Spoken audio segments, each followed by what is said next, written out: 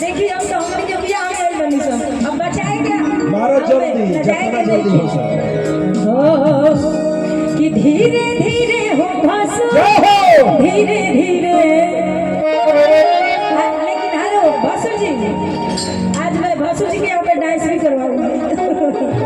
और सारे टीम को जितना भी हमारे टीम है कि धीरे धीरे हो भासु धीरे धीरे हमरा मड़वा में हो भासु धीरे धीरे हमरा मड़वा में हो भासु धीरे धीरे धीरे एक मिनट देखिए आशीर्वाद बहुत मिलल रुपया पैसा बहुत मिलल एक बार रुआ है आज एक बार आज खड़ा हो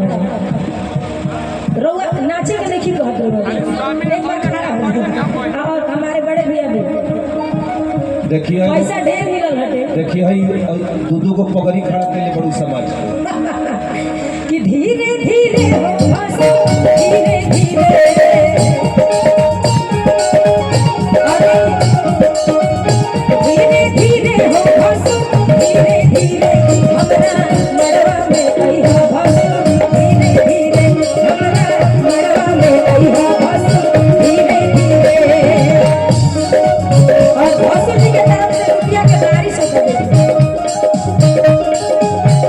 क्या बात अरे जी आओ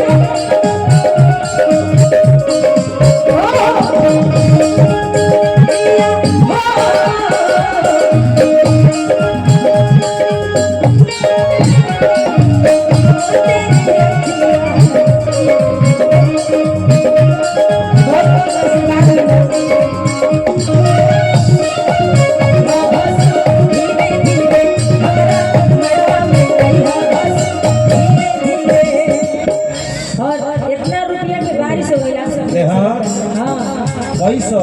मजा आ गया ऐसा प्यार से बात बहुत कमे जगह मिलेला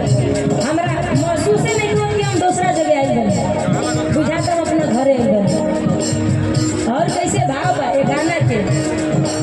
और ये हमारे दीपेंद्र भैया है दीपेंद्र सिंह राजपूत जो बलिया जिला के ही है बहुत माने जाने हैं इतिहास के पाना में लिखते हैं मैं उनको बुलाऊंगी और कैसे भाव बा मड़वा के यारी यारी चंदा सितारा देखो ये साथी तनी गजब नजारा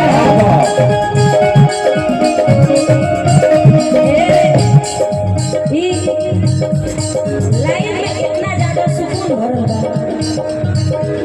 कि रोआ रोआ खड़ा हो जाला लाइन रोला मड़वा के यारी यारी चंदा सितारा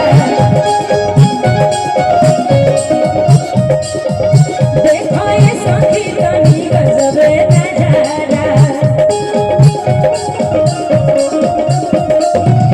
धीरे धीरे हो भासु धीरे धीरे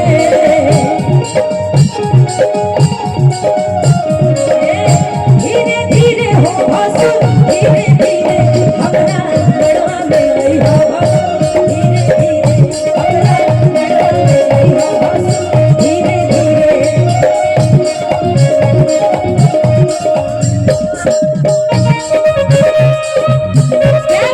अरे जी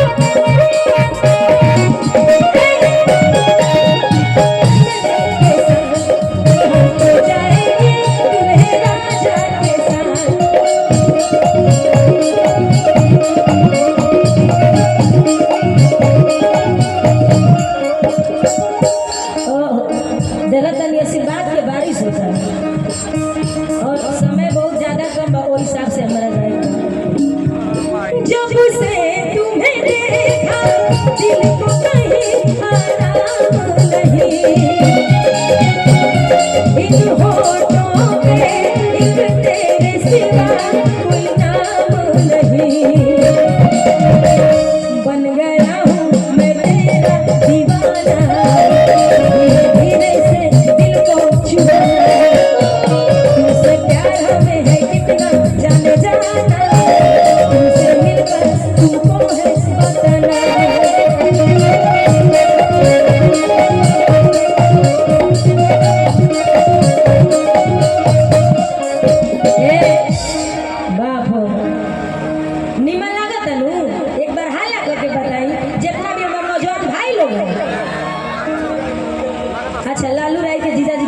बहुत बहुत आशीर्वाद है।